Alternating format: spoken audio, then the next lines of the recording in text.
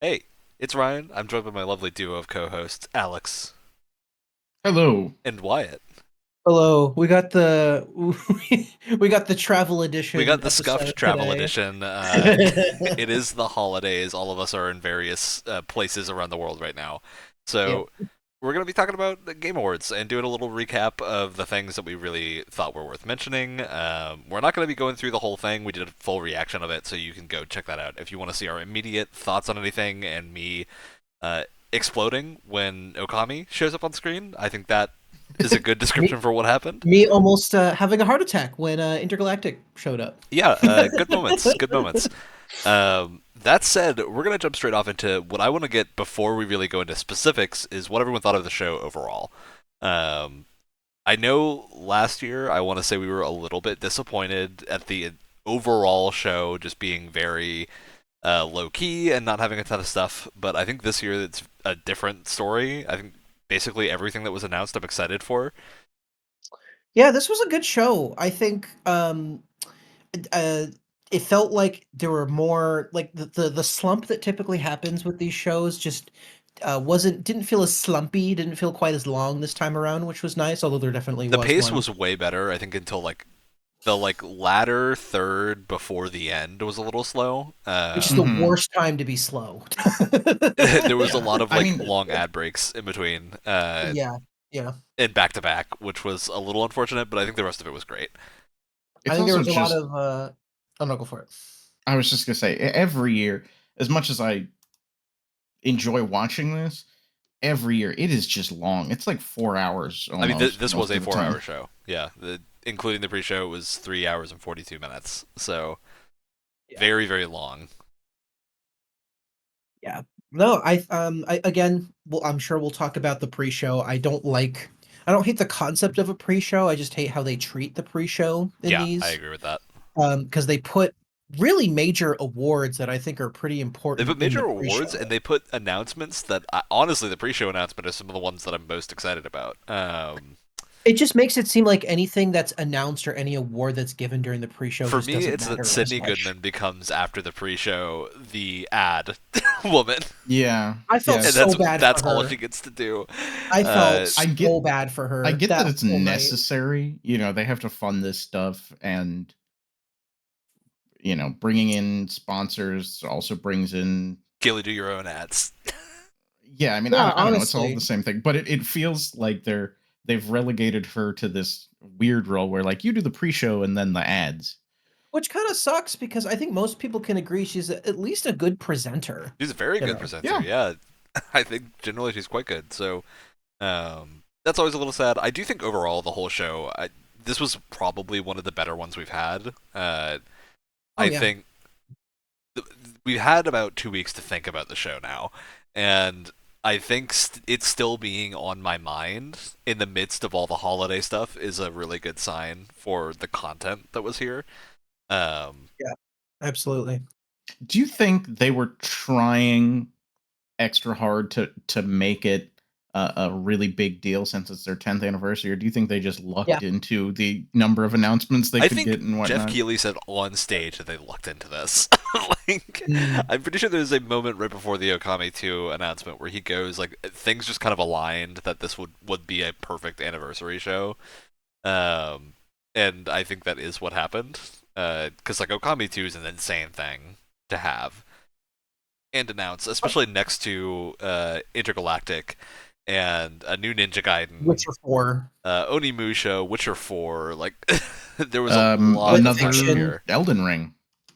Yes, Split Fiction is Elden Ring's spin-off and like all this other crazy stuff.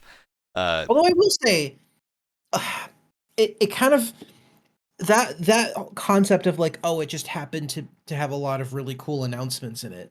It brings me back to that thing that we always talk about where it's like it kind of sucks that those are the things that make an award show special and not the awards themselves. yeah, the reason that I don't think that's such a big deal in terms of the Game Awards specifically is like if you want industry vetted awards, the Dice Awards exist and are a really good like actual awards showcase. There's Golden BAFTAs as well. Golden Joystick, BAFTAs, like there are much more prestigious awards than the Game Awards. I think that's very clear, and the Game Award is like it's a big deal because it's entertainment, more so than because it's a very serious like See, judging but and again, whatnot. it's like obviously if award shows are something that you really care about that you think should reflect the year, like you said, I think there's more, I guess, prestigious award shows. But at the same time, part of me is like, if that's the case, then like just make it like an end of the year E3 thing and just kind of dedicate Well, see, it to that's that that's instead why of you need the awards, because the awards bring it from being just kind of naughty 3 to its own thing, right? well, but think about it Like now it's an identity. because there isn't E3 anymore. I think We have Summer Game there's Fest. more. Jeff Keighley's coming in taking it with Summer Game Fest. No, Jeff see, that's what Keighley's good. that's what I'm saying though. But I feel like everyone He's got a are grip less on the whole excited for deal. Summer Game Fest than they are for the Game Awards because Game of the Year is a big deal. but how excited would people be for the Game Awards if it didn't have all these crazy announcements in it? See, it's both. You need both. And I think Yeah. the thing that we I always talk do about is like think- the balance being weird, right? Yeah, and I think that it even this year, even though I really enjoyed this year, it does sort of fight against itself at points. I think the big thing is like we can't complain about the show being too long and then also say I wish everyone who got to speak got more time because the show's too long, right? Like the show is already too long. I mean, to be honest, and like- 3 minutes speech from everyone would balloon it even more. But I the almost length of the show didn't really bother me that much, to be perfectly honest with you. I was actually kind of I fine think with 3.5 to 4 hours is a good spot to be in. Yeah. it's long. I enjoyed it. It's a fact of the matter that It's a long. wrestling pay-per-view. I mean, that's a good amount of time. I think it's longer for us because we're talking through the whole thing for the video. Yeah, we're talking. And We're on honestly- camera the whole time, so it's 4 Yeah. hours of not being able to really like pull back for a Turn second. off.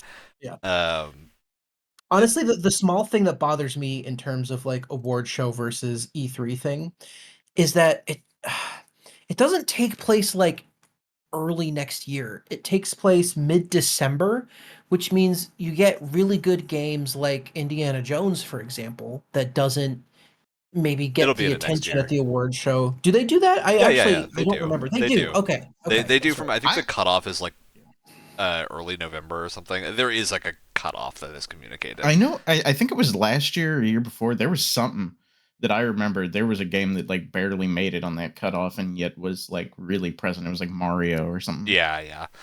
I do think that. I think the reason they do that is because it's sort of like a pre-holiday moment, right? It's a really big time of the year for just like celebratory action, if that makes sense. And I think the Game Awards fits really well into that.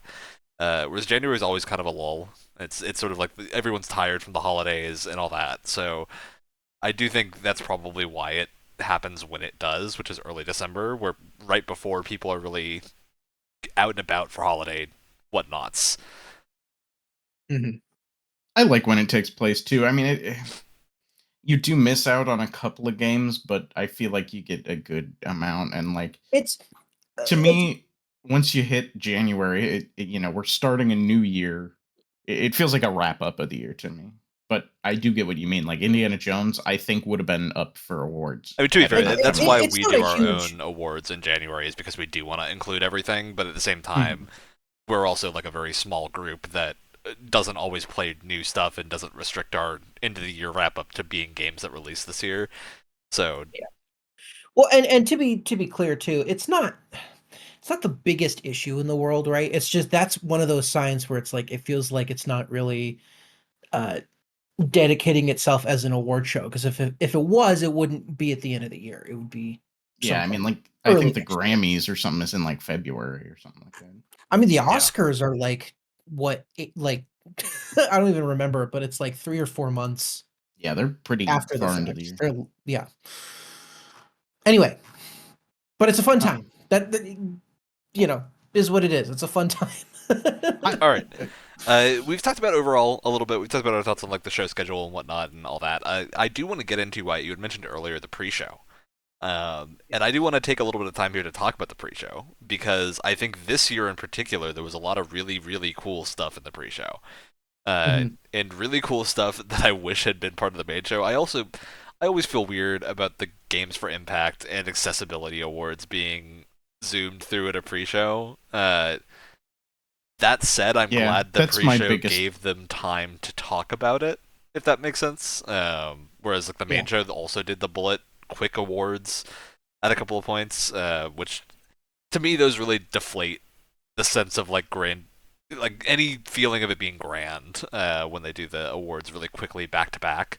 I almost wonder if they should sort of front load some of the announcements and like more of the advertisement kind of stuff into the But pre-show. what I really wish they would do is like I totally get they have to run ads, right? Like they've got to run these ads to The pay for the ads show. being there is not.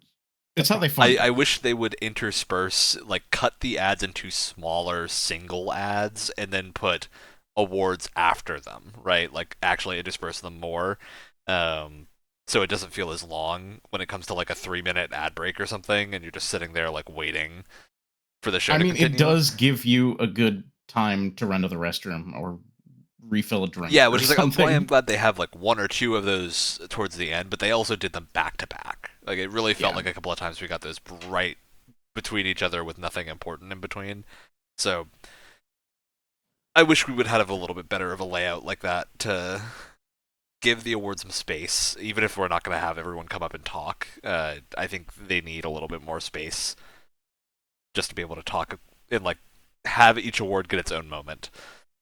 And like obviously there's going to be awards that are bigger than other ones. That's a given. But when you're squishing in things like best art direction in with like three other categories, Yeah, like best as art a, as a, direction as an not getting a speech was really weird. like as an art form, as a visual art form, like having best art direction just kind of sandwiched between three other awards is baffling to me. Yeah. I can Especially kind Yeah, of because it's a very strange understand choice. there was some of so the much more like conversation about like video games or art and all this stuff, and then it's like, oh, but here's the best art direction category, whatever. It's like what the fuck? yeah. I can understand it for some of the more niche awards like best esports team and best racing game or something. But yeah, art direction to me seems like a huge thing, and the games for impact stuff I would have loved to see more of. Yeah, I really wish we got to hear from the Games for Impact stuff for longer. Well, they did Yeah. kind of. I don't. They got a little moment, but I do think Yeah. like I really like the when Amir Safat got his like Game Changer Yes. award. That was super I was cool. gonna say that was. I The would love more appropriate stuff like amount of that. time was dedicated to that for Yes, and I feel like doing a little bit more time for things like that is great, especially when it's related to things like when Abu Bakar Salim, I believe, something like that. I'm gonna butcher his name and then look it up and then say it again in a second. The director of Tales of Kenzera, and he was giving out one of the awards this year and did a fantastic speech that everyone really liked. Oh yeah. sure. Okay, it was Salim. I got it right. All right. Great job doing that speech, and I want him back again because I think he always does a really good, eloquent speech. Seeing Yosef Fares again was Listen, put Yosef Ferris in any award show, anytime and it's going to be a good time. I mean, anytime he speaks, I'm having a good time. oh, I really absolutely. liked this dipped into some of the like games for impact and almost uh, I don't want to say gamer politics. That sounds awful. But the game of the year pre speech by Sven. Yeah, it was I great. can't remember his last name, but yeah, Sven that was a Nykvist. great speech too. Yeah, no, that was I'm fantastic. sure we'll talk more about that one later, but No, I mean we can mention it glad now it. because we talked about it. I do think like Sven is a really stand-up guy, and I think that was a Yeah. really good, just like reminder that this is a creative medium, and we should be striving for Yeah, creativity. I mean, we all know very well that it's creative and like that it really comes down to devs that have passion.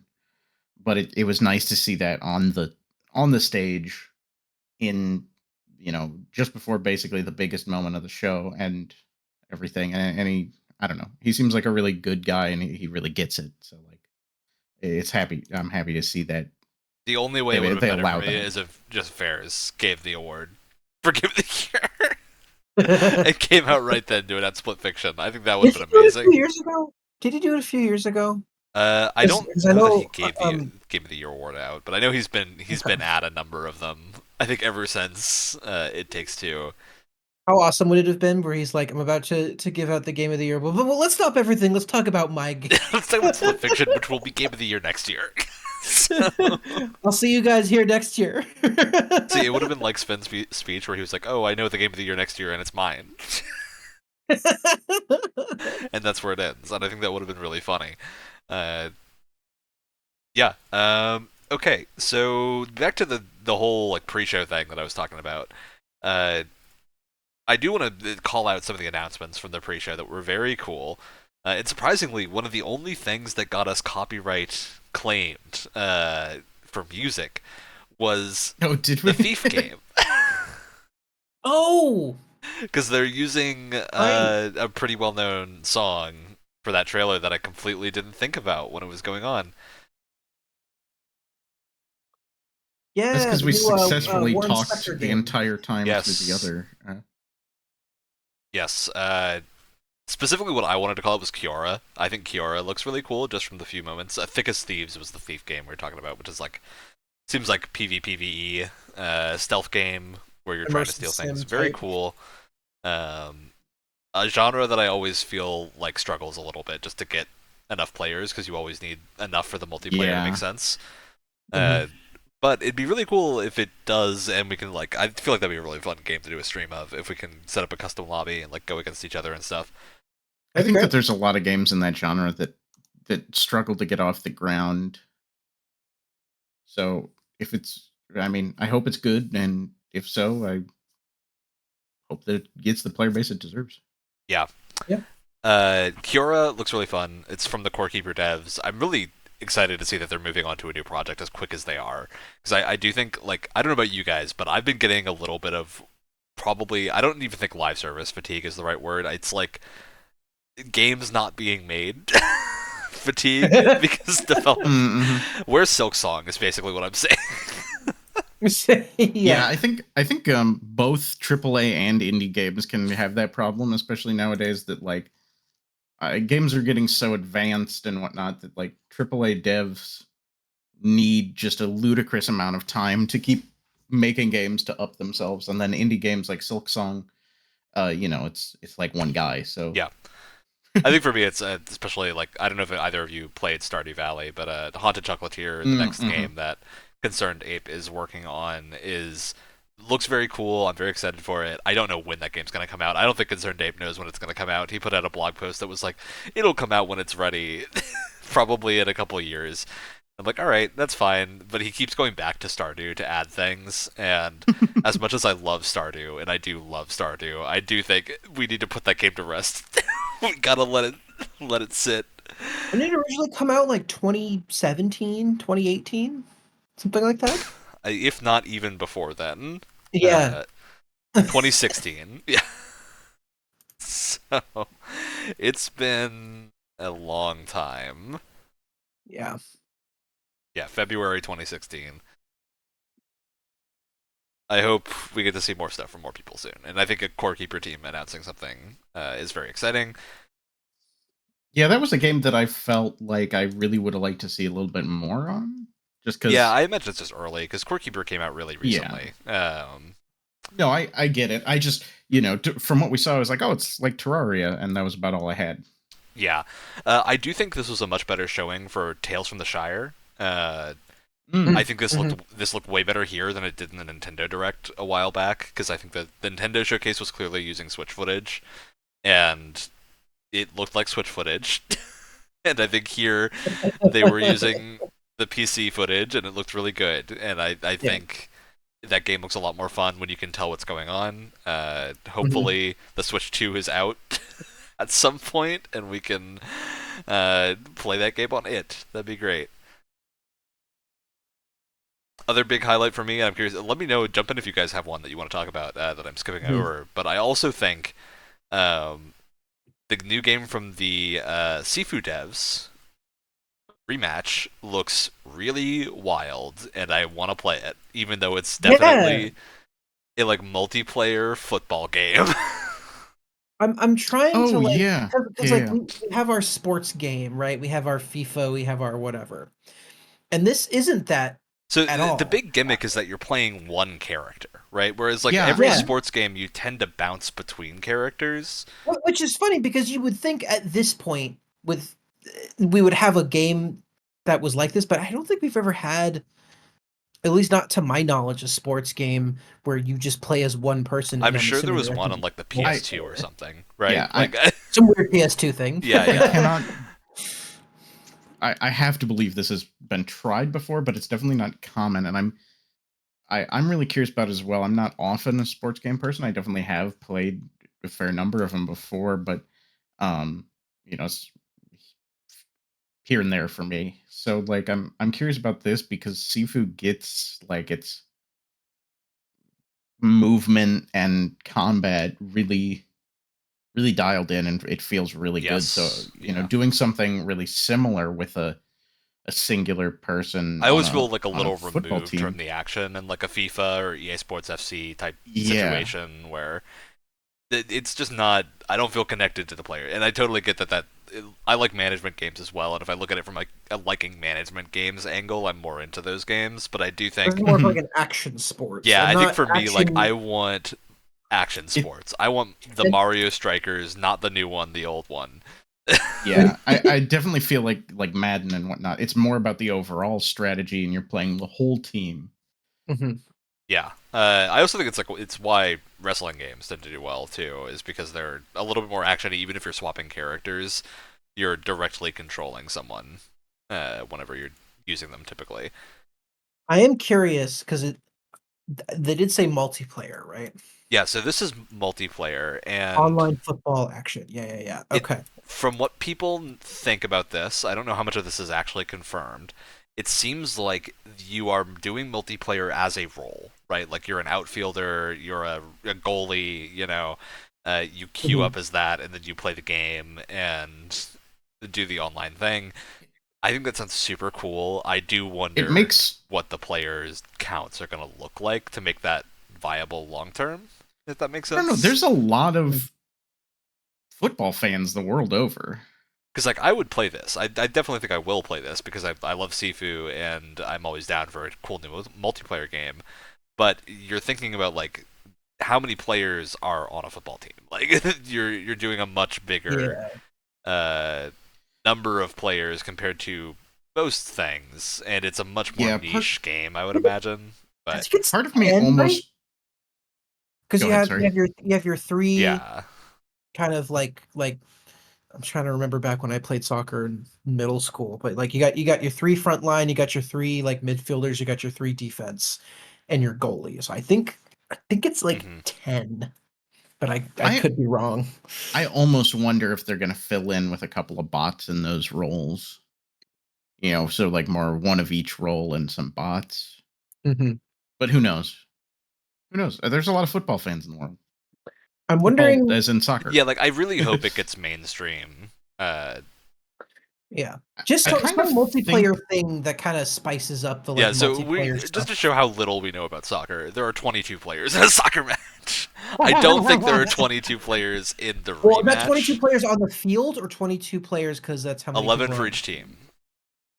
Okay, Okay, so I you was were just about close. right. I was close. Yeah, yeah. Yeah. So Um, I So I do wonder because I don't think rematch looked like it had quite that many people up on no, in the I'm field at a single seeing. time. I'm seeing. Hold on. It There's looks kind of like like there's a generally like 4 people on one, screen at a two, three, time. four. I see 5 here, like right after they get a that's goal. Yeah. Okay. that It seems more looks like reasonable, and 5v5 or 6v6 maybe, but uh, which seems just reasonable. So I do think this is shrink Now, the really field fun. for that. I am really because curious how they like get this gameplay across to people that don't play soccer or football. now, because we're in the year 2024 and we're looking at a multiplayer game, I'm going to ask you 2 questions. One, what are the chances of this being a live service game? And two, how would you feel about it if it was? I'd be fine with it. I think sports games are the best use case for live service, to be honest.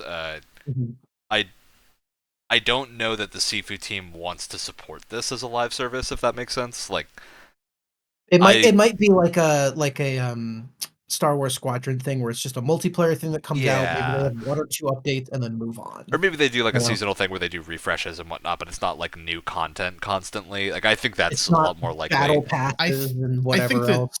This is a game that, as long as the gameplay is good and it gets a minimal content added on later, I just it doesn't seem like a game that needs much more. It's totally soccer. I could see this being how Rocket League used to be, which is just like, hey, here's Rocket League, here's the game with a few modes and some customizable stuff.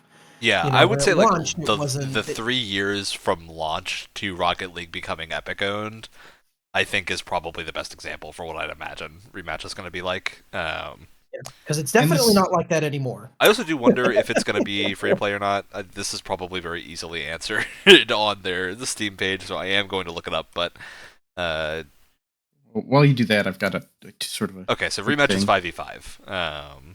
It does confirm on here. Okay. Yeah, look at that. If we do our research, we find things out. I don't do research. I don't do any of that nerd stuff. No, yeah, so there is going to be seasonal content. They confirm here, which is like new game modes and cosmetics, basically. So everything that I'd expect from a game like this. I think that this game's biggest challenge, like, you can definitely get a huge player base because soccer is hugely popular, but like, it's got to be, like, there's people, I'm sure we all have met some people that all they play is FIFA or Madden or both. And that's, they buy it every year, and that's the only game they play. I do wonder how much of that audience this is going to capture. Exactly. I'm wondering about that as well. Like you said, it's FIFA, Madden, whatever. It's a very like management sim type thing, and not cleats on the ground, right?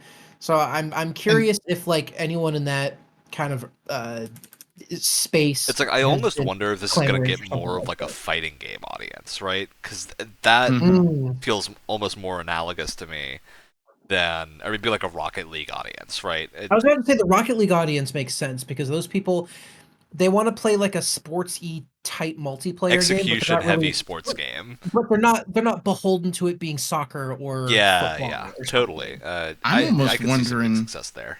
How much this may grab like a hero shooter audience too. That like people who are tired of multiplayer shooters, because that's kind of the dominant kind of genre for multiplayer games at the moment. And so I'm wondering if this is going to burst that bubble in terms of like, I'm kind of sick of hero shooters or multiplayer shooters or whatever. Let's just try something totally different. Could be kind of interesting. Totally. And yeah, a couple other things from the pre-show that I want to briefly mention. Solasta 2 looks very cool. It's the sequel to Solasta Crown of the Magister, which is one of the 5e D&D 5e SRD-based games. So it's kind of like the Baldur's Gate 3 situation, except they, instead of being partnered with Hasbro and the D&D creators and whatnot, it was just using the SRD, and they had their own licensing situation and made custom classes and whatnot.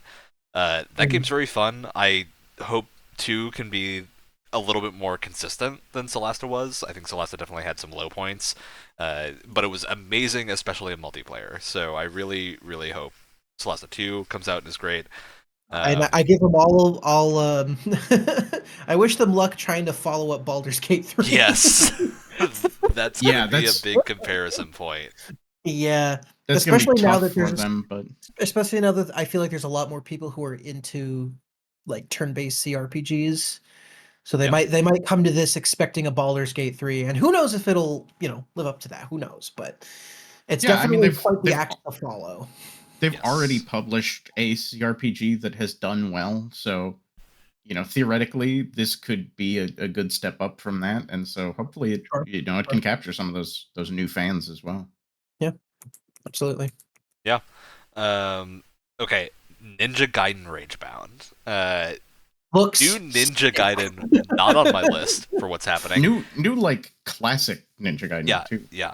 And it's made by the Blasphemous developers. I did not yeah. catch that. Because that was very, very briefly shown in the trailer, but I looked a lot into this game after the fact because I'm just very excited for any new like 2D action platformer thing.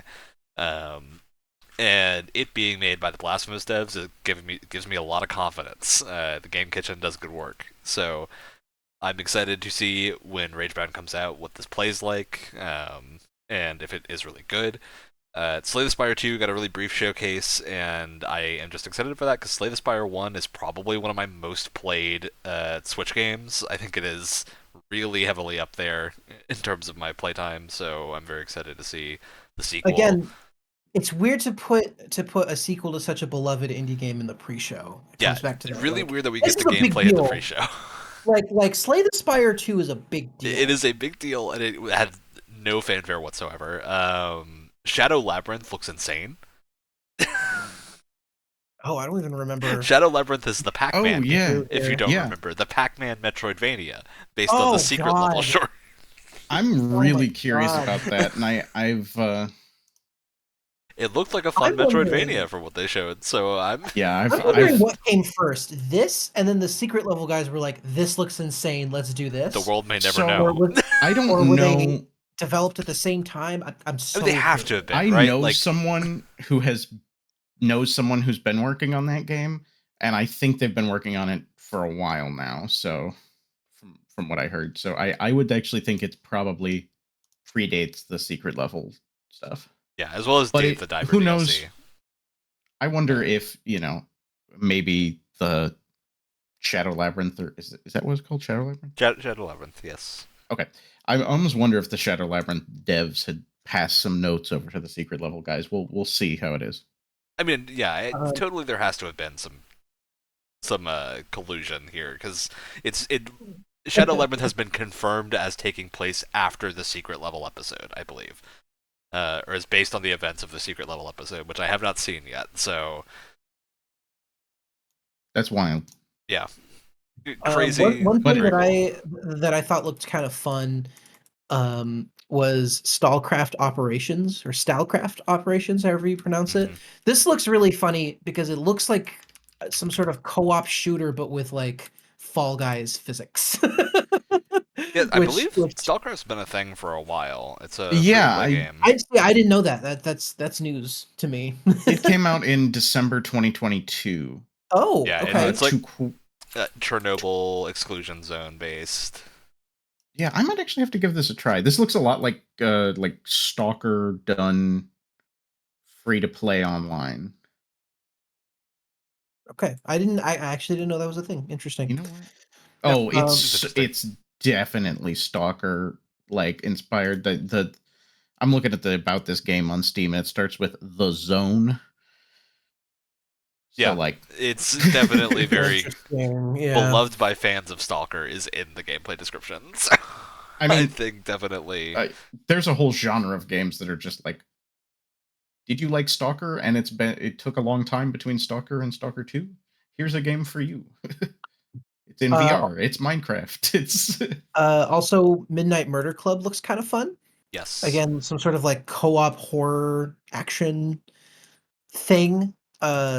This looks really cool. Is that from that's It's from a Velen who's done Velen, thank you. I almost said Vicarious Visions, which is who they used to be. They've done a bunch of funky stuff.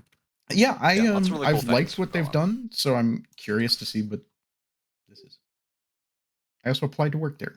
Okay, well, let's talk about the main show because most of that was in the pre-show. I think Stallcraft and Velen's new thing we skipped into the main show for, but I do want to talk about the head start of the show was The Witcher 4, which pretty nuts. Strong start. Yeah, huge, awesome cinematic trailer for that too.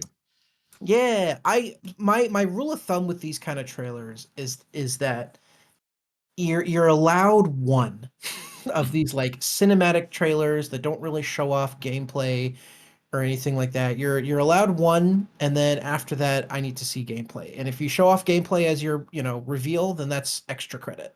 To me, that kind of cinematic trailer is a little bit less bothersome.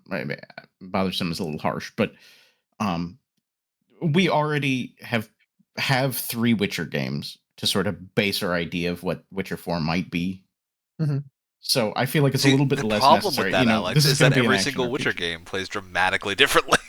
True, but they're all kind of like action RPG games. Are they? I mean, I've played a lot of Witcher 1, so like... I've played a lot of Witcher 2, and it does not play like the Witcher 3 at all. It is still loosely, I would say it's almost more Monster Hunter-y.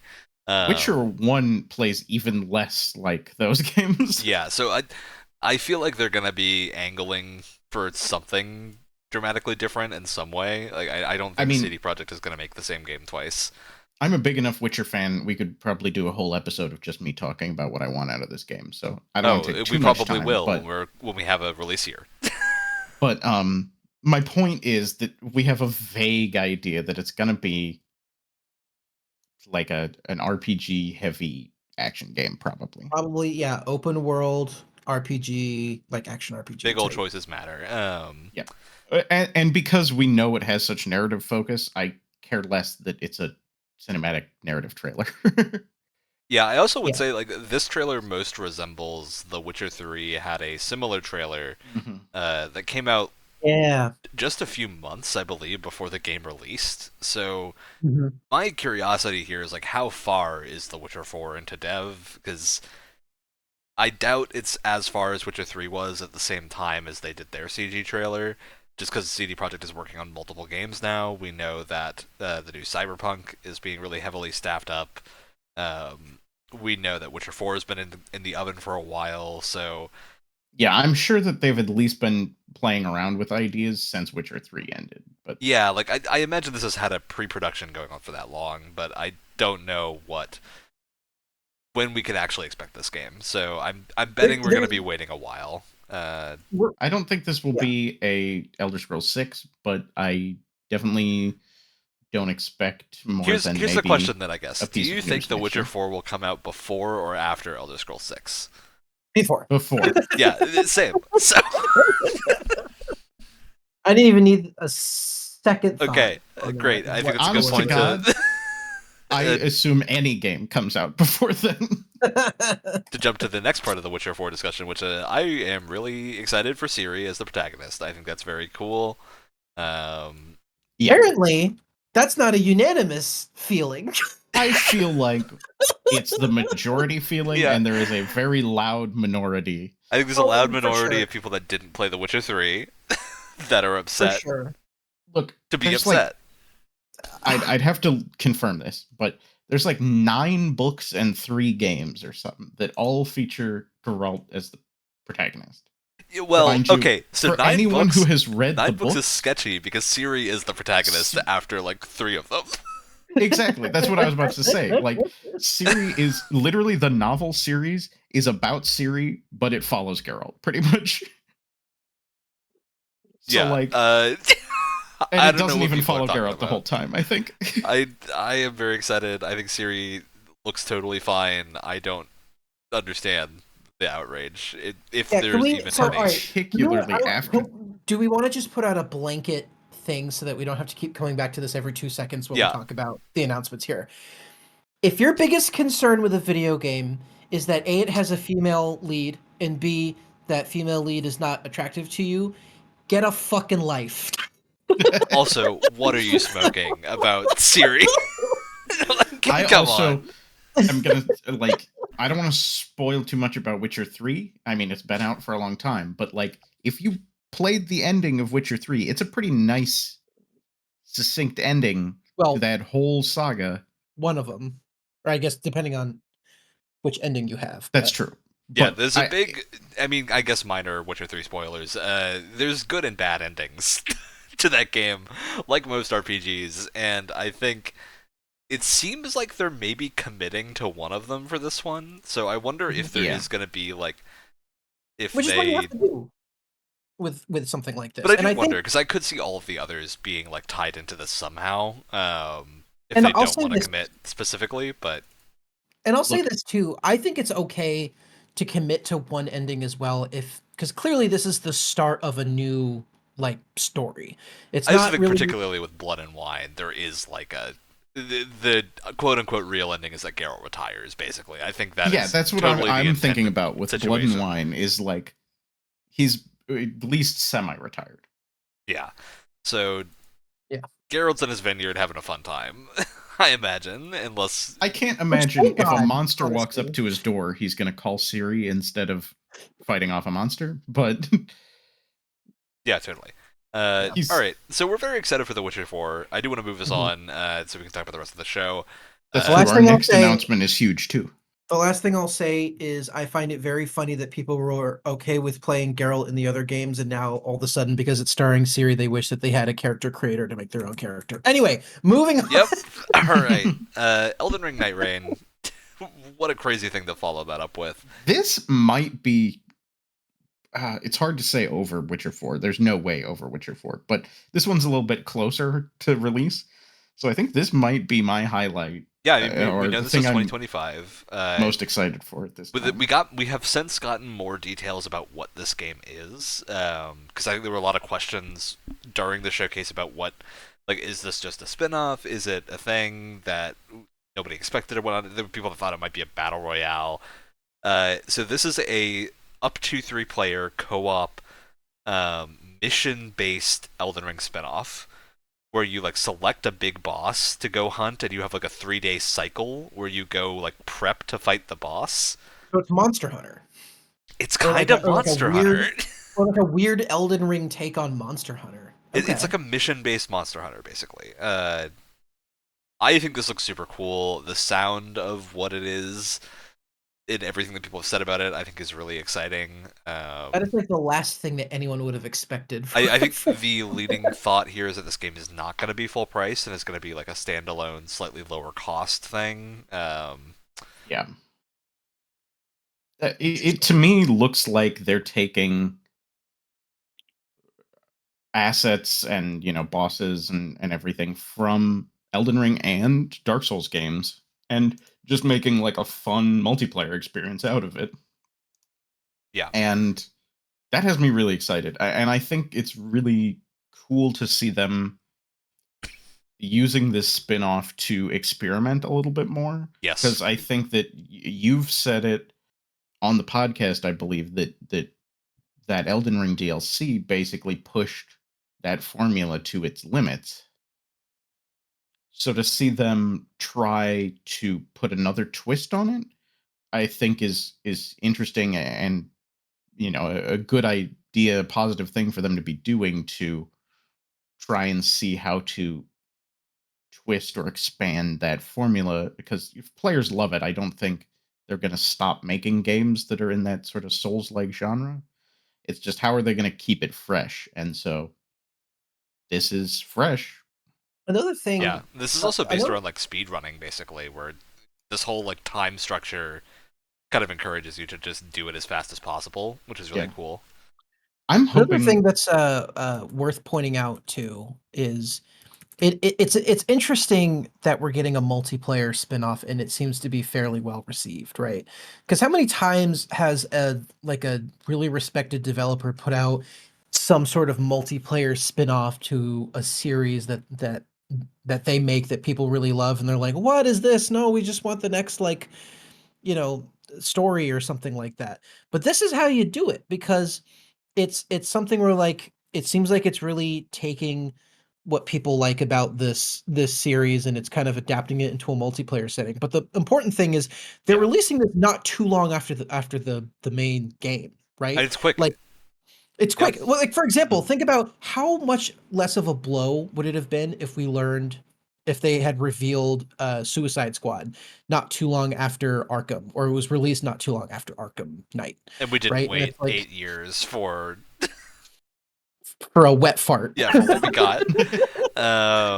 Like this is how you do it. Like if you're gonna do a multiplayer spinoff, you can't make people. I also wait think the fact too that long. they're releasing this really quickly after Shadow of the Erdtree, which was a great like a mainline Soulsy thing. it was up for Game of the Year. I mean, Yeah, like, a great mainline thing, which I have my own issues with that, but I do think that means that people that aren't going to love this because it's not a direct Souls like they wanted, will probably not feel as bad about it because they got what they wanted recently. So Yeah, I think that's good.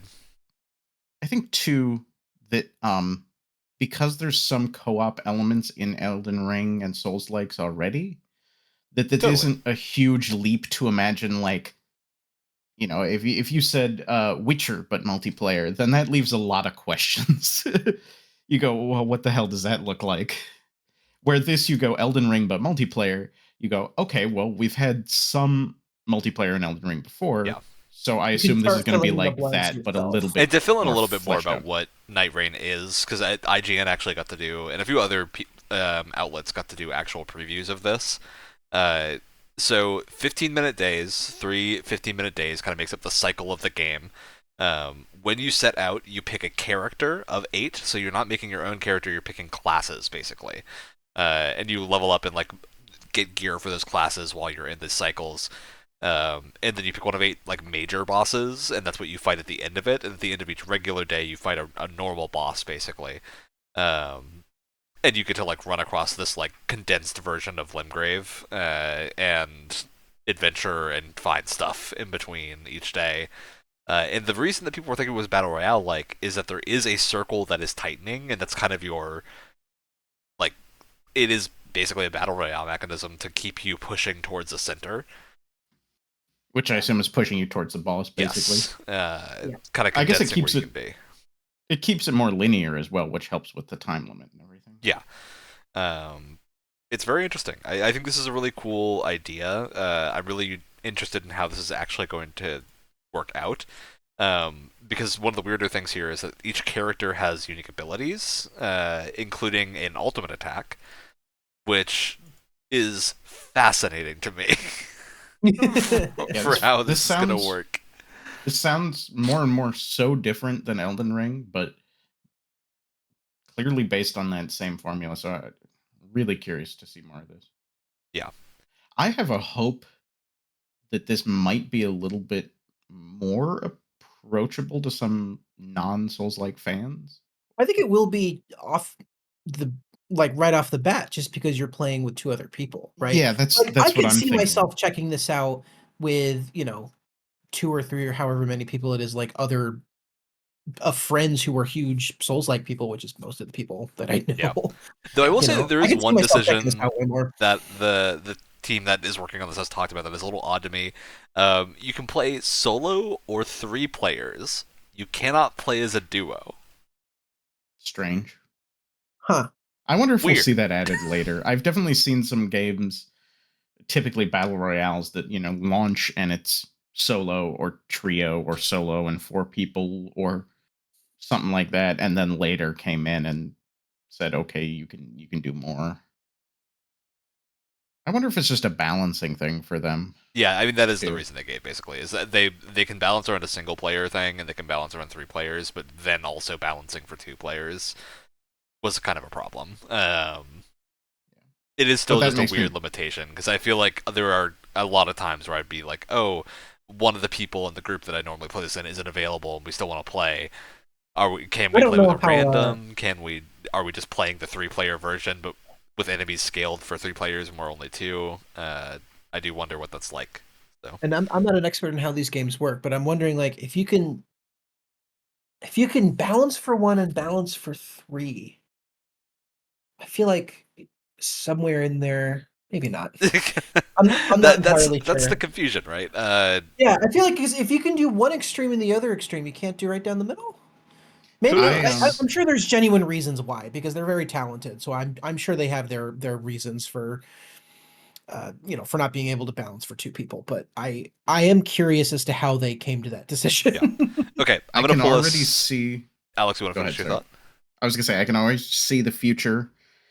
I peer into when this game releases, and I see immediately YouTube videos of people super into Elden Ring who have figured out a way that they can play the 3-player difficulty with only 1 person for added challenge. I see that you've also found Sven's Oracle. Very cool. All right. Let's talk about the next thing on this list, Project Robot. So this is kind of the running title for Fumito Ueda's new game, who, if you don't know, is the creator behind The Last Guardian, Eco, and Shadow of the Colossus. Right. Did they give a name for this during the show? So I don't there's a recall. It's a little project title. in the end, like weird, super condensed slide of credits that none of us could catch during the show because it was really fast. The first words are Project Robot. So that Oh, is okay. kind of the leading title right now. We don't know what this actually is. It's being published by Epic. I am super into this just because it looks like it involves mechs, and that's just cool. So They always have fascinating design instincts. yes, I'm so glad because I've actually been asking myself this question for a while: is this team still around? Like what? Because they went so quiet after Last Guardian. The Last I Guardian wasn't took sure. like 8 years to come out. Yeah, so 10 I years wasn't maybe. sure if they were Yeah, even I still around anymore. But I'm glad they are because they always have such fascinating design instincts. So I'm into it. I want to learn Yeah. more for sure. I totally agree. I feel like they just fall off of the map and then suddenly come back and they're like, okay, well, here's another. Which, hey, you know what? That's fine. I'm actually Yeah. kind of okay with it. It kind of adds this cool air of mystery to their projects, which I think Uh-huh. is very on theme for what they tend to make. You Look, know? do you want to be like Ubisoft or some of these other huge devs that make announcements that take years or never come out? Yeah, Just exactly. announce when you're ready. All right. Let's move forward because we have very little to go off of for Project Robot. We just have a teaser trailer, which looks very cool. To Split Fiction, which Wyatt, Yeah. Yeah. Huge. I'm so excited. I listen. Joseph Ferris is the man. I love him. And I think for you and I, It Takes Two is our game of the year Yeah, in what was it, I mean, 2021, we did a 2022? full playthrough that is on the channel. You can find that, and it was We nothing but were fun the entire time. we were crying by the end of it. I know at least I Oh was. yeah, totally. It's it's one of those games where it makes you, and I probably said this multiple times while we were playing it, and I probably said it multiple times while we were talking about it in the past. But it's one of those games where you're like, how was this made by people, by human beings? And every sign looks to be that they're doing it again. So Yeah, super cool concept. I think it's cool. I think the base concept, I don't know if it's as engaging to me I think it as is. It's It Takes more Two. complicated than It Takes Two. It Takes Two is really simple, like family dynamic story, which makes it really easy to understand and relatable. This is a specifically like creatively charged sci-fi thing to go with as a But also concept. fantasy thing. Yeah, At the but also same fantasy time. thing. But sci-fi in terms of like, oh, it's a tech developer trying to steal people's ideas for stories, right? Yeah. So Yeah. This to me almost feels like they came up with the core idea that like, what if we mash fantasy and sci-fi together? And then came up with a near future science fiction setting where they could say, okay, well, here's how. yeah, so for me the real question is going to be like, does that come together at the end in the same way that It Takes Two did and work as well?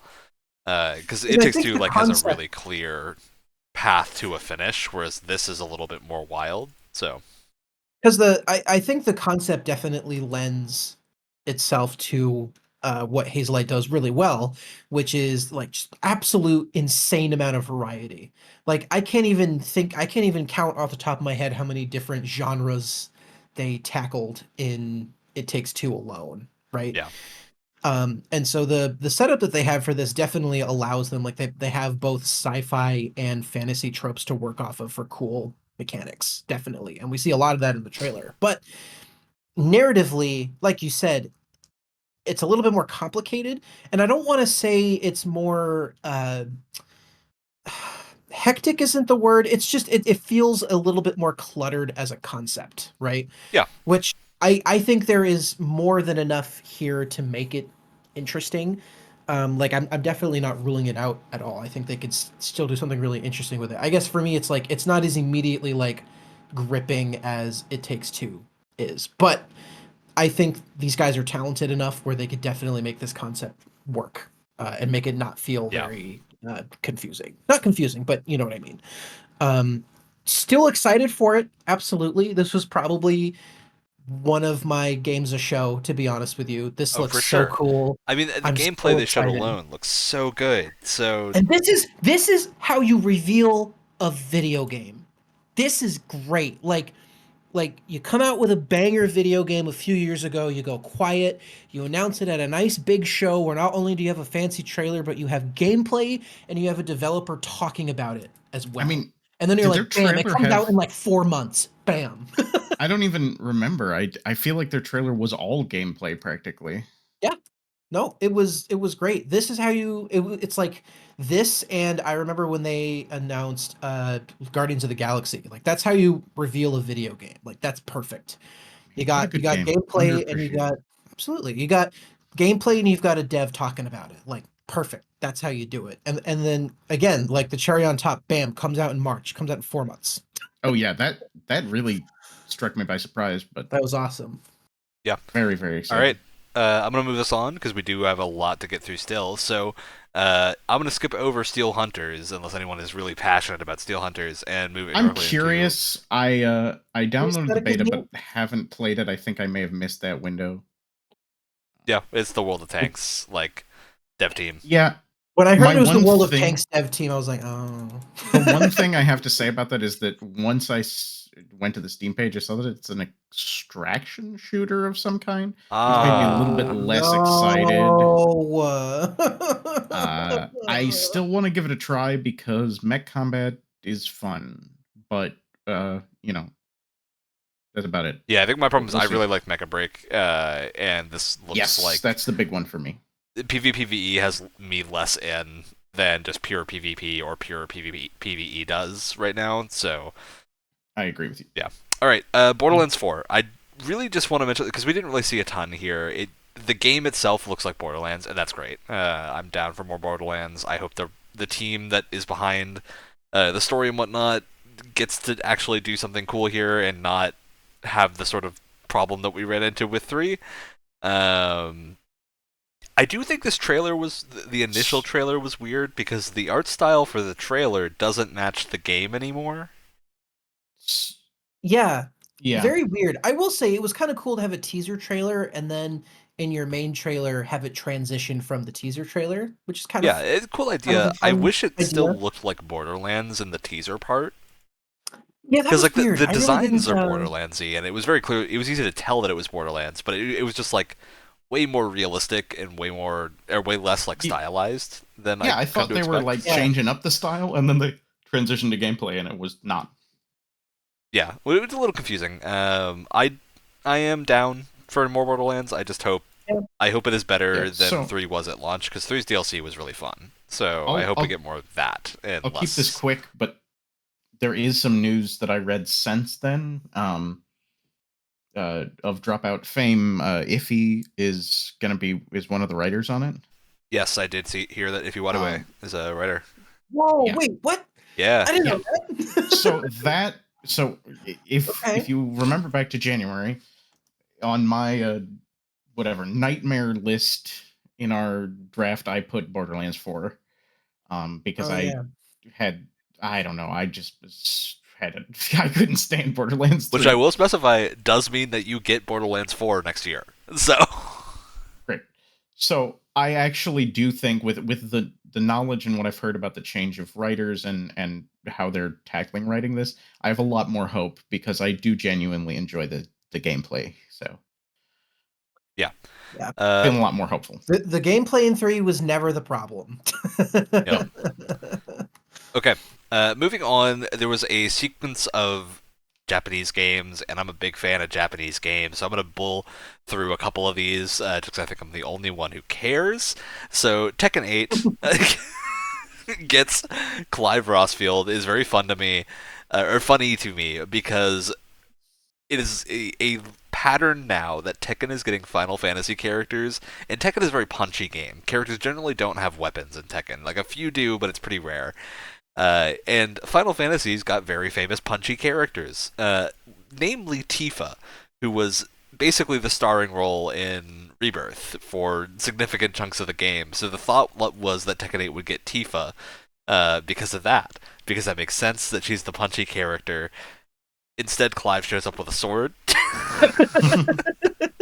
which is just very funny. I'm into it because I like Final Fantasy 16 a lot, and I'm totally down to play Clive. I do wish we would get Tifa, because I think that would be a little bit more fun in Tekken. But yeah, that's the Tekken 8 9. talk. Tekken 8.5. Next up, a double sequence of announcements from Ryuga Gotoku Studios, who makes Like really a Dragon exciting. and Yakuza. Virtua Fighter. This was one of the most crazy things to me, because Virtua Fighter's been like complete radio silence for years. It's a franchise that people have thought is just dead. Well, and may I be so bold? I feel like part of that is the entire reason Virtua Fighter as a franchise exists is because it was a 3D fighting game, which was new at the time. So why would it still be here? You know what I mean? I'll specify why. The Virtua Fighter didn't necessarily go away. That's true. Like that. So Virtua Fighter does actually have a new game that is not this, releasing next year. Virtua Fighter 5 Revo. It's just Virtua Fighter is like super underground in terms of fighting games compared to the more popular ones. Okay. And I'll specify the new game is a little bit sketchy because Virtua Fighter 5 is a game that released on the PlayStation 3. So it's sort of like a fifth version of the game that was a PS3 game that got re-released on 4 and then re-released on Windows and whatnot. So sketchy to call it a new game, but I do think it's very funny that we're getting a new Virtua Fighter before that has even launched. So yeah, I'm excited for this. I'm really curious what the Yakuza devs doing a fighting game looks like. But I am even more excited for the second thing that they announced, which was Project Century. I'm really curious about this. Looks like hyper-violent Yakuza in 1915 Japan. So I also saw a lot of comparisons to Sleeping Dogs, which is an excellent game. Super cool. So I think I had mentioned Sleeping Dogs. Yes, I think that was your take. So yeah, I've got a friend who this is for sure his biggest announcement of the Game Awards. Super cool setting. Yes. Yeah, sure. I'm love really, the setting. really love the excited music to see that they were playing too. The combat looks really fun. So, all right. Looks crunchy. Does look crunchy. There's not enough information about it, so I've seen wild speculation online. All right, moving on. Turok Origins. Wild that Turok's back. I have no opinion on Turok. I don't know about you two. It took us by surprise. It's by Saber Interactive, so I'm assuming it's gonna be good. Hey, I'm more excited than it being Arc like I originally thought. Yes. Oh god, yeah, we all thought it was Arc first. Which is really funny because I did go back and watch a few other like game content groups go through some of these announcements, and everyone thought it was Arc. Everyone thought it was Arc. It was very funny to see the reactions to Turok. How many? I don't want to be too harsh on Arc, but how many like bizarre or out of the blue announcements were like, "Oh, this looks like it could be interesting." Oh, it's Arc. Yep. Totally. All right. Well, none of us are Turok people. It does look cool though. So I will point out something interesting one. though. Yeah. Turok originally it was like a FPS, yes. right? Kind of boomer shooter-esque. I think it started on the N64. And then it did have I think it was like a 2008 remake called Just Turok that was also a third-person shooter. There's also been recent re-releases of the older games that play really well. And we know why. Hey, that's what I always say. That's what I always say. When you get remasters or re-releases or whatever of an older franchise, 9 times out of 10 that means a new game is coming. Also, let's just hear it for game preservation. Metal Gear Solid 3. All right. For what? Game preservation. Just making games available. Yeah. Speaking of making games available, Onimusha Way of the Sword is coming in 2026 is his planned release. Have you two ever heard of Onimusha? I'm very curious. I have heard the name Onimusha before. So I don't know much about it. I other actually, than it after this looks nice announcement, and went back and played the first game. It rocks. It's very cool. Don't recommend really going back unless you're okay with dealing with a weird control scheme. I don't know if the recent re-release on Switch is better, because I played the original on PS2, and it's a funky game. Mhm. Basically, they are Resident Evil, but you're a samurai fighting demons in a castle, and it's kind I of mean, sick. that sounds sick. It's Not gonna really lie. cool. You have like Metroidvania gauntlets that like let you get into areas. It's got a pretty well told story. Uh, really liked the first game from how far I got into it, and I definitely plan to finish it. So I'm excited to see what this new take on it is like. Because yeah, the first one I think is really fun, and I'm hoping I can play the whole series before it comes out. So very excited for this. Okay. Uh, We did hear a little bit about a game from the Overcooked team called Stage Fright. That's about all I can say about it because I don't know very much. That It had a very trailer, fun presentation on the stage with it being like separated in half and stuff, but it really didn't tell yeah, us much but about I the game. don't really know what it is. I assume it's like a Yeah, two-player puzzle game. I mean, Maybe. Overcooked has been some really good multiplayer experiences, so I trust the devs. I just wish we saw a little bit more gameplay. Yeah, I wish that trailer was more clear. I am excited for it though. Very unclear. We saw a new Sonic racing game, which is kind of crazy. Yeah. Neat though. I guess Sonic's on a roll recently, so Weird kind of resurgence, I suppose. yes, yes. Yeah, I'm going to see the movie tomorrow, so Hey, cool thing to see. All right, getting into the sort of heavy hitters now. Mafia: The Old Country looks Yeah. very, I'm very excited cool. for this. I think this had been announced before the show. I just hadn't heard of It it had. beforehand. This trailer was really fun. I really liked what we saw of this. I've liked some of the older Mafia games.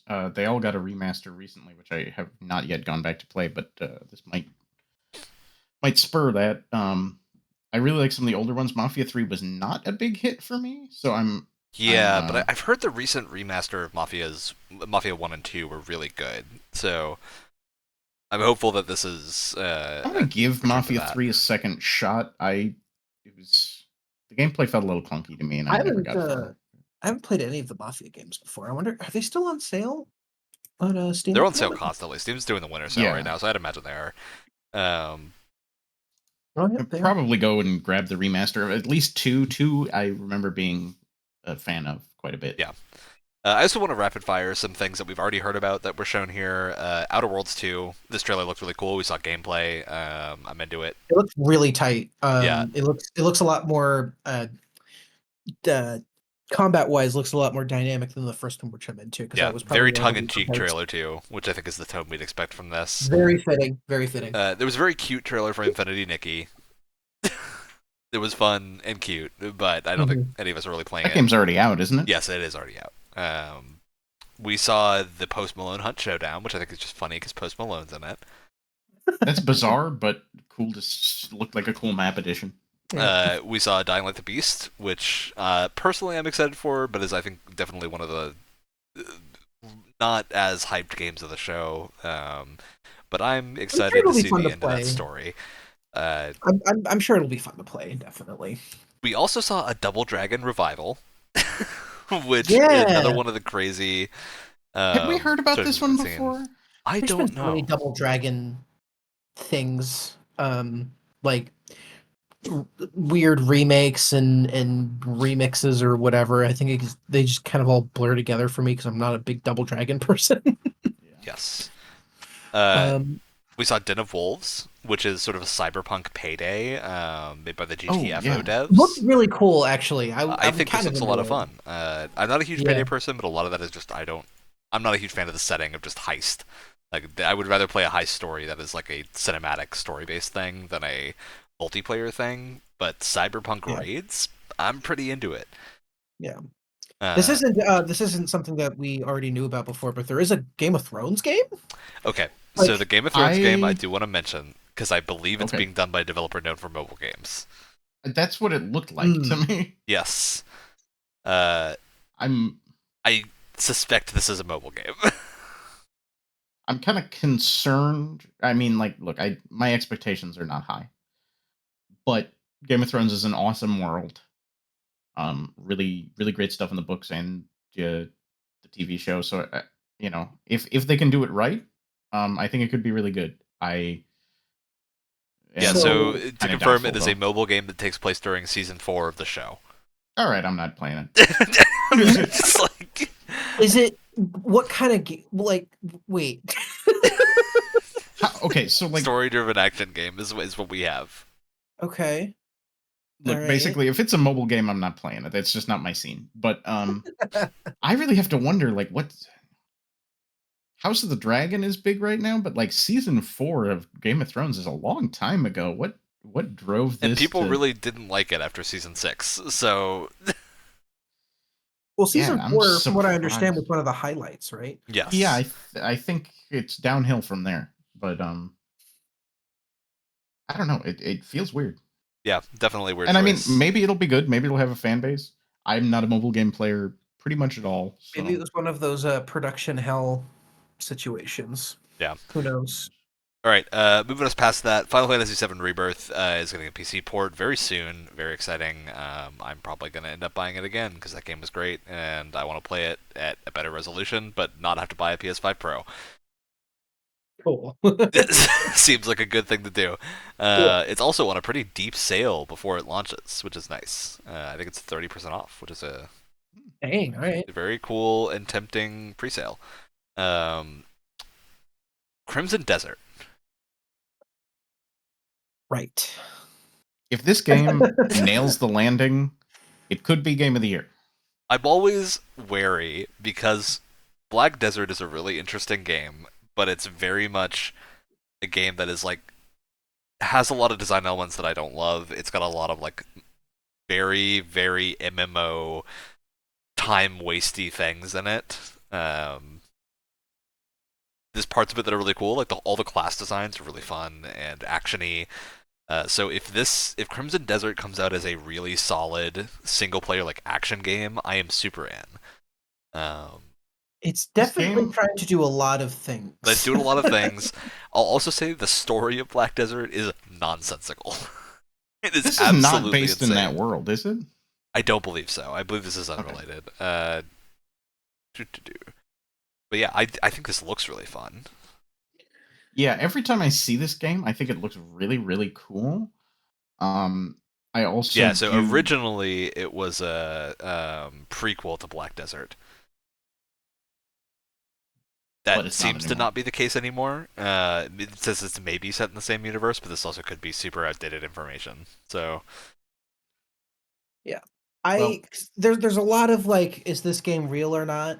Which this feels so much less like a scan than like the day before or something. Oh, totally. Like that. Oh, yeah. Plus the developers have actually made games. I mean, they've shown like multiple full boss fights. So yeah, this game's quite super a bit real. Of there's a lot of gameplay gameplay footage available, and it looks very fun.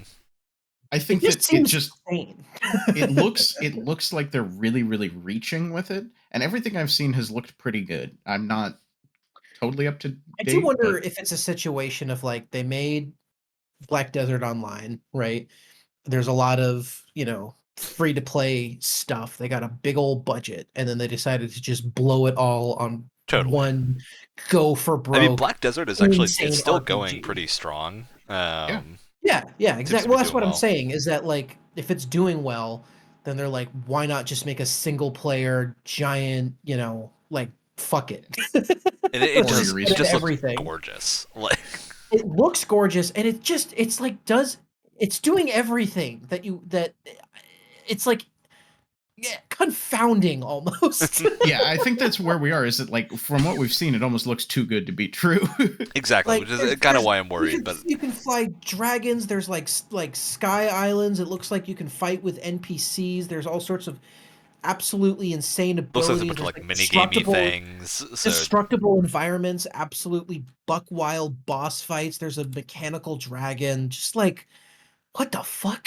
There's a boss fight that's like just a woman who turns into crows, and it looks wild. I've seen that boss fight gameplay. Looks insane.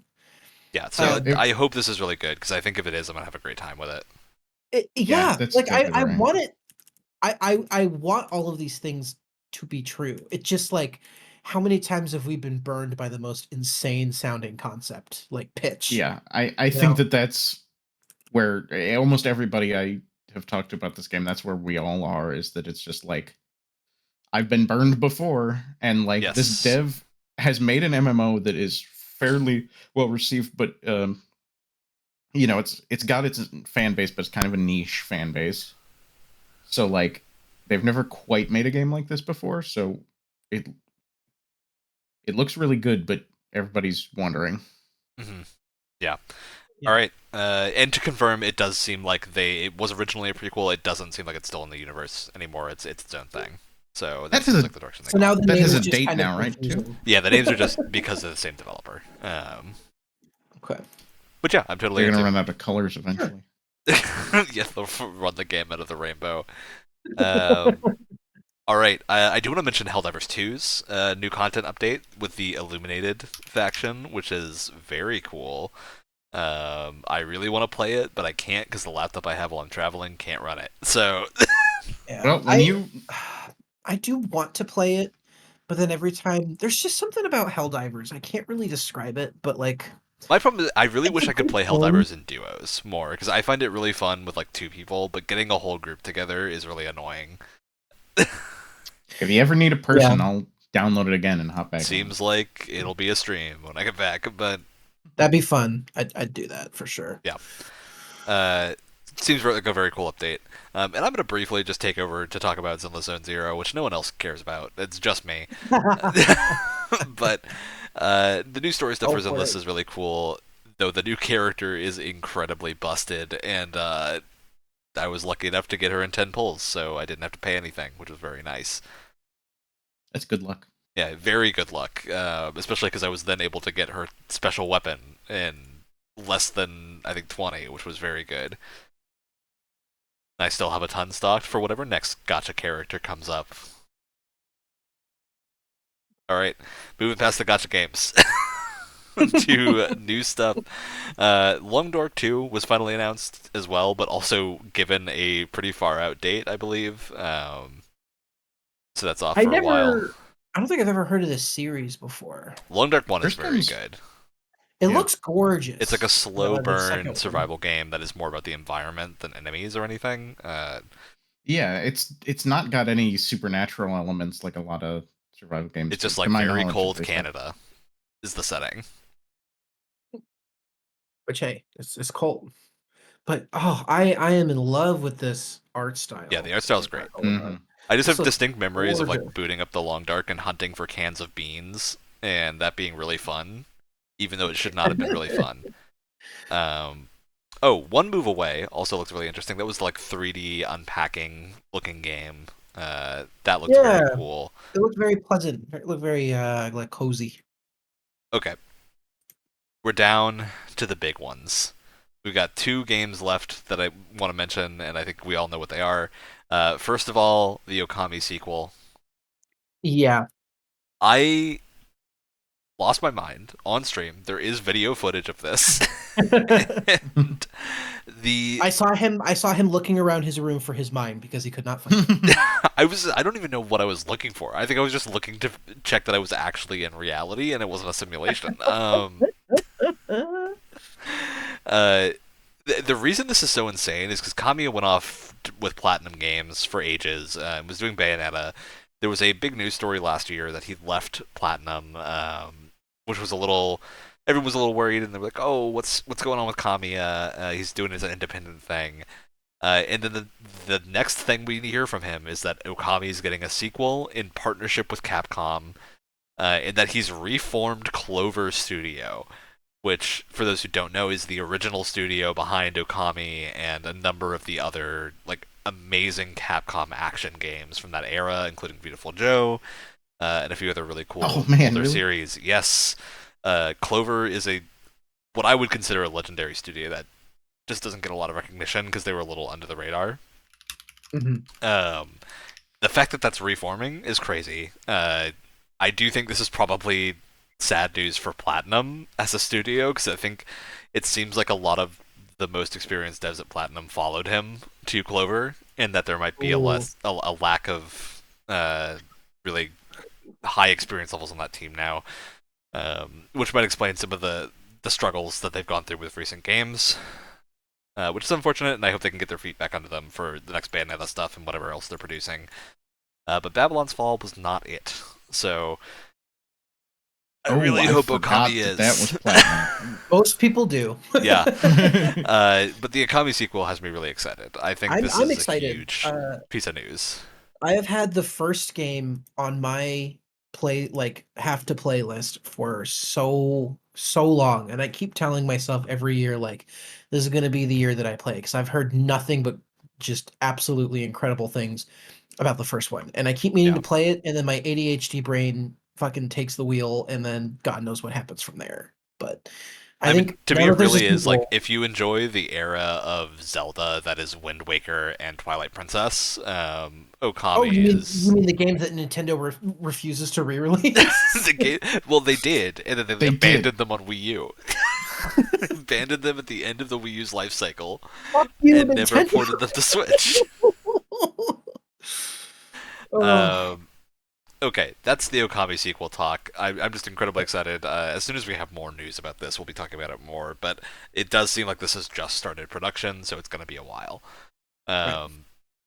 There's a few other things that got shown here. Dispatch looked really cool, which is Oh, yeah. like hero Telltale style, choice based Well, like game where not you're just Telltale dispatching style, heroes. but Telltale, isn't it? It's Telltale Death. I don't know if it actually is Telltale. This I is a think solvable if it problem. was made by Telltale, they would have just said that, you know. But it said Wasn't Telltale. something announced from Telltale? Dispatch said Telltale Studio from the people behind a bunch of the Telltale games. I don't think it actually is Telltale. Okay. Because I know that they revived Telltale. I mean, I think it's pretty much a totally new studio I with will the say, same if name. this is a Telltale game, Yeah, this it's from is Ad Hoc quite. Studio. It is not from Telltale. Okay, never mind. See, I Never was mind. about to say this is quite the departure from their typical art style. It's from a bunch of the original Telltale writers and whatnot. So, Okay. Well, still very exciting.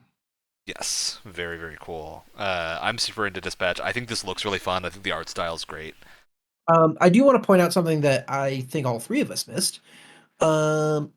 In this trailer, there's a printer that kind of prints out pieces of paper of like from the studio that brought you Walking Dead, Wolf Among Us, Tales from the Borderlands, right?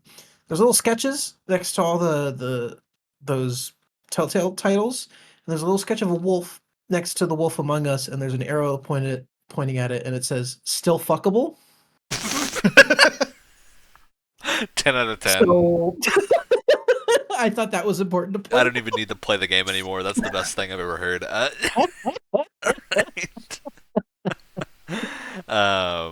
Yeah, I'm looking forward to Dispatch. I hope it's very good because I think that it looks really fun. I love the concept, definitely. And how could I forget Catley? What? Catley, Wyatt? Hatley? Catley? Are you Oh, forgetting about oh, God. Catley? I'm trying to forget about Catley, and you're not helping right now. What a bizarre little trailer that The told weird us little nothing trailer about that it. told us nothing about the cat MMO named Catley. That It looks. seems like it might be full of AI generated garbage. It but also nobody looks really bizarrely knows. like, I don't know, like Second Life or something like that, which like has its fan base for sure. But This has AI generated trailer just smeared across But I it. think someone did like look into this and confirm that the trailer was not, and it just looks like that. no, just soulless by nature. Well, I mean, what's worse, right? I- Like having just an AI generated cat game trailer, or having an art style that so perfectly replicates AI imagery that people thought that it was. Yeah. So what happened is that people asked the developers, and they responded saying that it does not use AI or have blockchain or NFTs in it. Okay. That said, there were a bunch of links from the lead developer that has no information about them online, linking them to a bunch of blockchain scams. So Uh, I don't know what to think. Also, Hold on, I gotta look into hold this. on. If you're looking at the trailer, there's a moment where it seems like a bunch of like fake Instagram posts Yeah. are like these. Oh, I Apparently, I it's don't had know. gameplay footage since then. This I like have not. I have an AI alarm bell in the back of my head, and it is being rung. Let's right just now. leave it at, because we don't have any confirmation of any of this, so let's just leave it at Catley is suspicious, and we're waiting to see Yeah. more. I think It looks it's the way like to leave it. But it looks like they've released a gameplay trailer that they're trying to say I think it's that's just not a AI, random man so on YouTube. I don't think that's them. I think I see the video that not. you're referring to, and I think that is just a random person. I have no idea. I just saw a news article from like Eurogamer here. All right, well, let's move on to the actual sort of highlight that we were waiting on. I know Oh, Wyatt it's on is Steam, but not quaking in his YouTube. boots. Weird. I don't know what you could be referring to at all. Intergalactic, the Heretic Prophet. Yes, of course, of course. Okay, all right. So, as I've Porsche? always said, you get one CG trailer that doesn't have any Yep. gameplay in it, and then I want gameplay. Well, Here's there's the your thing. one. Yeah, well, yeah, they've used their one. Here's the thing about trailers like this, right?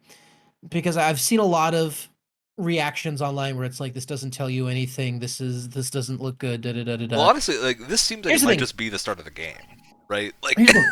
Trailers like this, the best way to describe them are mood boards, right? They give you a little bit of. They want to show you the art style. They want to show you the concept, some of the characters, some of the music, and that's it. They don't really want to give you specifics on the story. Maybe like one story beat to kind of draw you into what's happening, especially if it's a sequel to something. But that's about it. They really don't want to give away too much, and that's exactly what this is.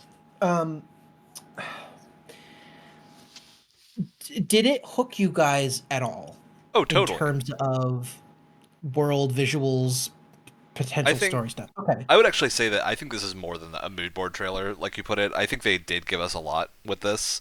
It Just doesn't tell you things kind right of, away. it doesn't tell you everything right away. But you have to look at it and like actually see what's going on in the background. The biggest thing that's kind of a question mark for me is all the product placement in this trailer, because I think they're really clearly trying to establish almost like a Back to the Future vibe, and I think they Yeah. did that. But I am a little worried about the like Adidas shoes and the Porsche space thing and the Sony like Walkman setup and all that. Yeah, I wanna think I know kind of what defended it happened in in our all that. previous video, and I still stand by what I said, though it is, I will admit that it is No, I'm usually okay borderlining with on this it's stuff, but like a yellow flag, you know. I don't want to quite say it's a red flag, but Like, I listen, put it having a Sony to thing in your Sony game, whatever. But Adidas, I put it to Porsche. like the Porsche thing was funny to me, but it did take me out of the setting. Like I Well, and think think that about it this way, right? Let's say this game involves space combat in some way. It involves this ship. You're going to be looking at that Porsche logo a lot. that's the problem, it's, right? it's going to be I in think it your is face. really kind of it just in the it was to the point where I was distracted, right? Like I was no longer in the setting for a little bit. When for me it was the Adidas shoes that sent me over the edge. The Porsche spaceship I could get away from, but the Adidas shoes really locked me in. Because Yeah. it is just like it's kind of silly, right? yeah, I think I need to see more of the setting, because right now we are Exactly. solely space based, so it takes me out of it. You know, if the story has significant ties to like Earth and real world history, and then like projects that into a future science fiction setting, I can find it more believable. And The kindest that I can be to it is that maybe they're trying to invoke that kind of Blade Runner aesthetic, where when you think of Blade that, Runner, you yeah, think of the giant Pan Am building, you think of the Atari logo on the side of a building, that kind of thing. But yeah. like But in Blade Runner, it feels, I that don't feels know. part of the world. The camera I didn't have to, directly cut in front of the Porsche logo and the Adidas yeah. shoe. Yeah, It yeah. feels like a, you know, it's our world in a dark future where this, I didn't get that impression. I still don't know if it's necessarily a bad thing. I think I just feel like I need to see more. Well, I don't think this is a dark future thing. I think this is they're going for like Yeah. the 70s and 80s nostalgia. I agree. And go like that space route, almost Well, like especially with the Pet Shop Boys playing in the background. yeah, totally. Like it's I do 100% love what me they're some going for. licensed music sometimes. So Well, hey, and Naughty Dog tends to use, licensed music really well. Yeah, we they got a do. great example of that in both Last of Us games. I think they pick songs that are very like resonant to the story. You know, I would almost put it as like this stuff reminds me of Death Stranding. That said, I think Death Stranding is better now that you don't see an advertisement for Norman Reedus's ride every time you use the shower. Is there still a Monster Energy? No, there isn't. It's replaced Or with is it? a Okay. like in-universe thing. Thank God. Okay. Which like if that's how I end up feeling about Intergalactic, that'll be weird, right? Because I do think this, as of this trailer, this stuff is establishing a very specific setting, but I do worry about it long term. Like if this is gonna be, if I see that Porsche logo every time I fly the spaceship, I'm gonna be really miffed after a little while. Yeah. Yeah. So yeah, outside of that, I liked I definitely liked what I saw I like the here. vibe a lot. And again they're playing a song that I feel like is relevant to what they're showing us, and it feels very relevant to the story in some way. What I like is that they're using a licensed song to kind of help fill in things about the story that they're not saying, but in a way that it doesn't really feel like it's hitting you over the Totally. head too much, which is really, they do that really well. Um, it looks gorgeous as like any Naughty Dog game does. What they're able to do with especially facial animations is next level every time. I think just really excited that we're exploring something that isn't like either modern day or post-apocalyptic like we've been getting for the past like 10-15 years. Mhm. You know, Yes. it's really out there, and I think it says something that when they said, made by the developed by the studio who made, Jack and Daxter, that kind of thing. Or not Jack and Daxter, sorry. No, Jack and Yeah, Daxter. Oh Jack my and god. Daxter, you No, got I'm it. getting confused. God. Jack and They Daxter, started with Crash Jack and Bandicoot. Daxter. They started with Crash Bandicoot. So I Okay. think there's a definite like attempt to like, hey, we're doing something different. Now, whether the actual gameplay is going to be any different than what they've been doing over the last, however many years, that remains to be seen, obviously. But I just like that we're getting a different setting finally. Like I said, I'm probably never going to get my dream game, which is a Naughty Dog Star Wars game. But god damn it, this is the next best thing. I do love the sword that the main character pulls out at the end that looks like, Oh, like a waveform. yeah, the waveform, like looks sick. sound wave. It's so cool.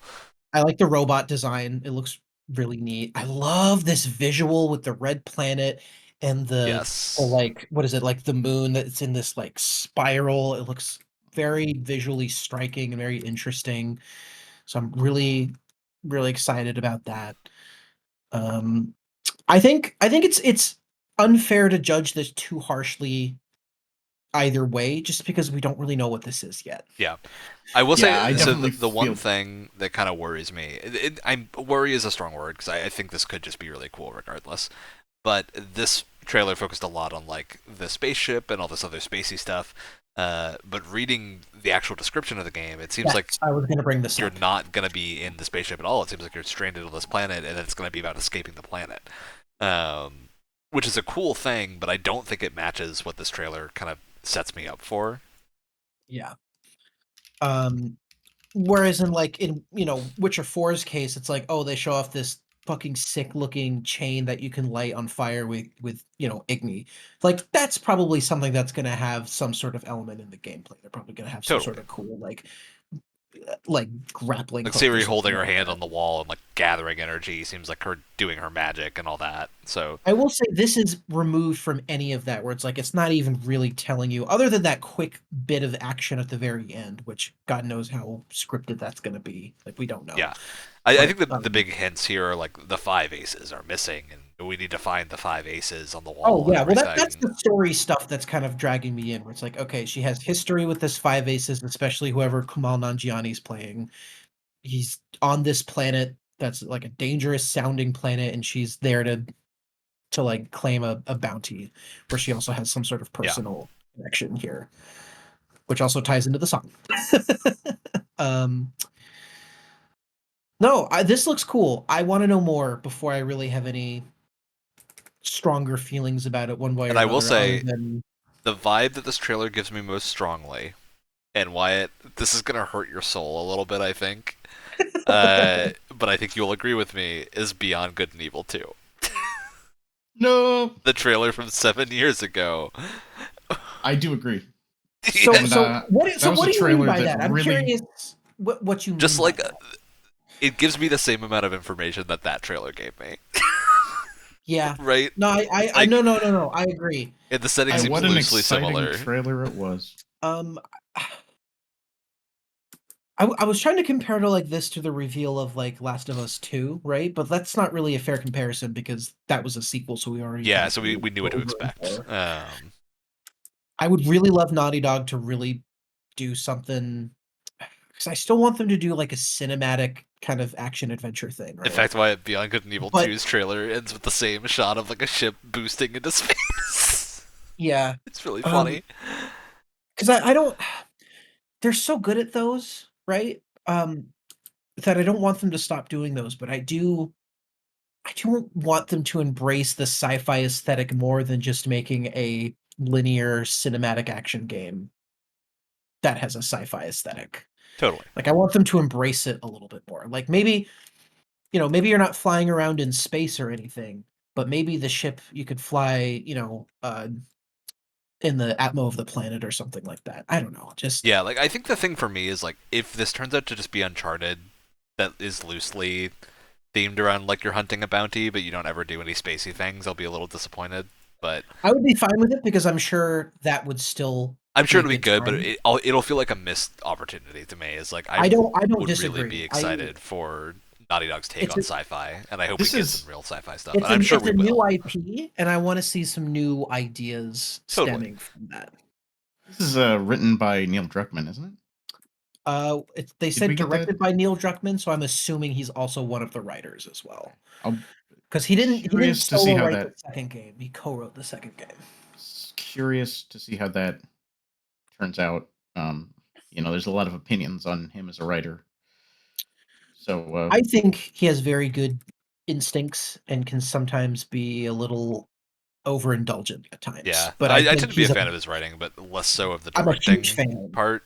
I'm a huge fan overall, but I don't, I have issues with it. Honestly, I think it's a very Kojima situation where like you can tell that Druckmann is behind this, and that's a good and a bad thing, right? Like there's moments where there are things that I don't love and moments where there are things that I really love. So and there is a difference of like, because he can be overindulgent sometimes, but I feel like that's out of a place of him really loving what he's working on, and not like a weird ego thing or something like that. But I think it comes from a place of love, which you can tell a lot of the time. I kind of hope that this can people just hate him because they didn't like The Last of Us 2.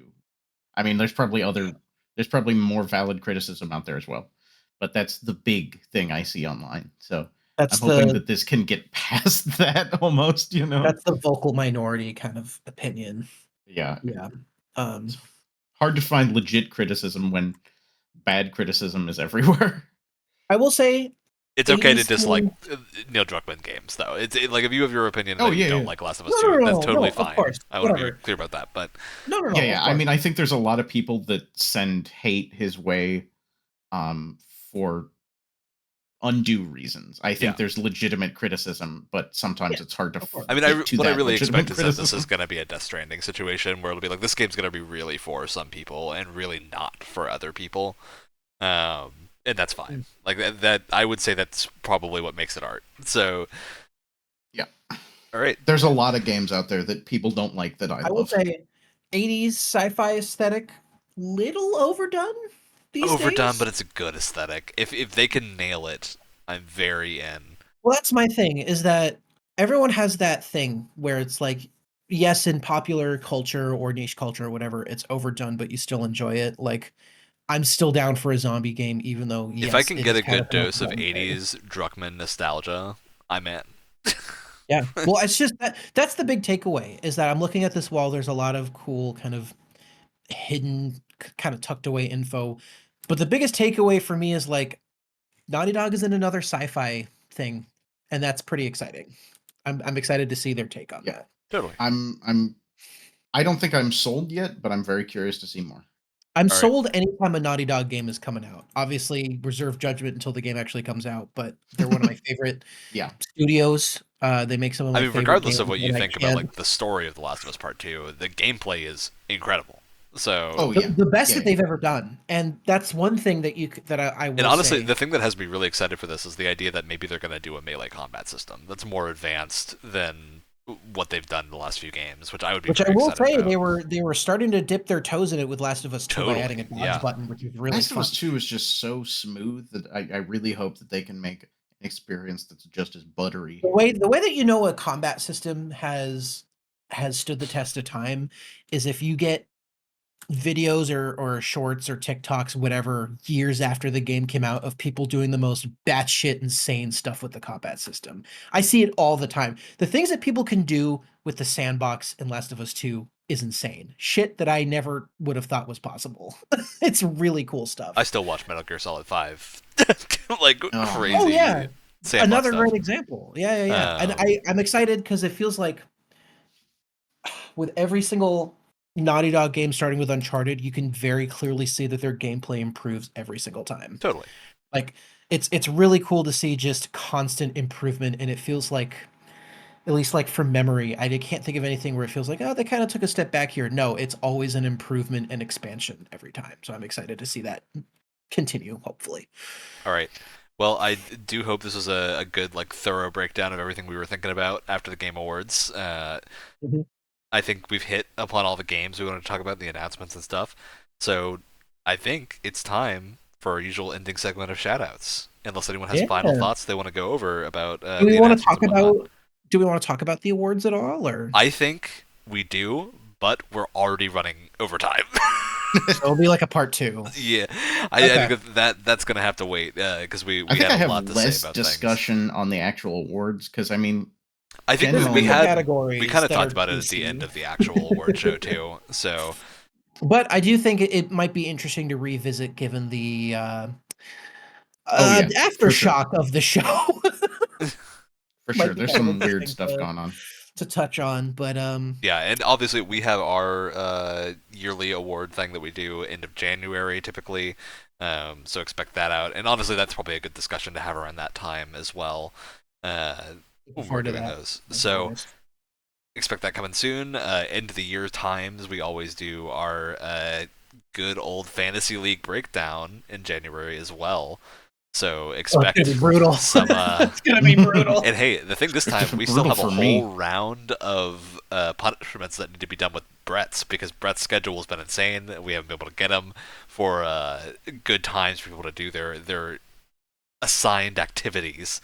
So I believe we completed all of Wyatt's. We just have Brett's to go, Not quite. including I still have Wyatt to play playing Kingsfield Kingsfield. up. Well, yeah, that's Yeah. what I'm talking about. That's Brett's challenge for you. Oh, right. So we got to do right. Brett's challenges. So that's still on the table. And we were having a very close, tight finish to the fantasy league this year. So we'll see what happens at the end of the year. All right. Anyone have a shout out they want to do? Yeah. I've been playing on the Steam Deck recently that I picked up not too long ago, and I think it's a great kind of backlog machine, right? Totally. And one of those games started yesterday, so I'm not too far into it, but I've been playing Hands of Fate 2, which I've had my eye on for quite a while. That's a great What Steam a- Deck game. What a fucking cool game. If you don't know the concept, basically you're with this, I think it's just called the storyteller or I think something it's the like that, dealer. or the card master, the dealer. And basically it's kind of like a half text-based adventure thing, sort of. That it kind of has like the aesthetic of that. And then half like third person action game. And the idea is that you're playing this card game with this guy, and he's setting up like different scenarios and stuff on these cards that you move around on.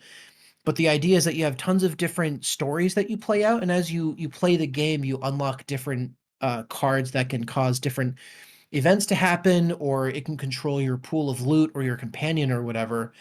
And you just kind of go throughout this adventure with this randomized set of loot and stuff, and then sometimes you're just kind of making decisions. Sometimes it's like a third person action game. It's kind of difficult to describe actually, but Yeah. it's really interesting. I love the I would say presentation the of second it. game is also much better than the first, and I liked Which is the what I've been first. playing. I've been playing the second one because I Exactly. was So I think told like if you're not even to interested in the bother. concept, jump directly to the second because it's much better than the first, even though the first was already good. I would say the combat's probably the weakest part. It's like your very standard like Batman Arkham type deal. There's just so much more going on that it Yeah, really it works matters. okay because there's a lot of other gameplay mechanisms happening, and not just the Arkham combat. But I did also want to bring it up because I was like, what else have these guys worked on? These guys are really cool. The studio shut down Oh a couple Oh, years no! really? ago. Yeah, so that's it. They made the first and second game. They were an Australian studio, and from what I understand, they had difficulties with funding from the Australian government or something like that. Oh, that's So the sad. studio shuttered, which is really sad because they were self-published, and they had a really great thing going that I really wanted them to expand on with a third game or a spin-off or something. Uh, Really fucking cool game, and it's on sale at the moment. Go check it out. Yeah, very cool. I got a shout out to some art books that I found, which I'll show next time that I'm back in the place with a camera. But I found got art books in New York City for The Legend of Heroes, which is the long-running JRPG franchise that's a little bit understated, but fantastic. It's getting a remake of the first game in the new year, which I heavily recommend everyone. Trails in the Sky. Uh, some really cool art books of the first trilogy of games that were just sitting in a used bookstore, and I didn't know they Nice. existed, and they're really cool, and they have like all the character sprite work and like the concept art of all their faces for different emotions and stuff. It's super cool. Very fun find. Cool. Alex, you're left. Yeah, I got a pretty fun one. I was actually gonna say this a couple weeks ago, but then we haven't had like a normal episode that I've been on in a while. Shout out to Getting Engaged. Hell Uh, yeah. Oh hell yeah! It's a fun one. Very, very Congratulations! fun. Congratulations to you Congratulations! and Tal, Thank you. who was That's also a awesome. guest on one of the episodes of the podcast a few weeks back. All right. Well, Hell yeah! on that wonderful note, that's the end of the show. I would play us out, but I don't have the music this time, so we're gonna end on silence. We're operating on a lo-fi setup this week.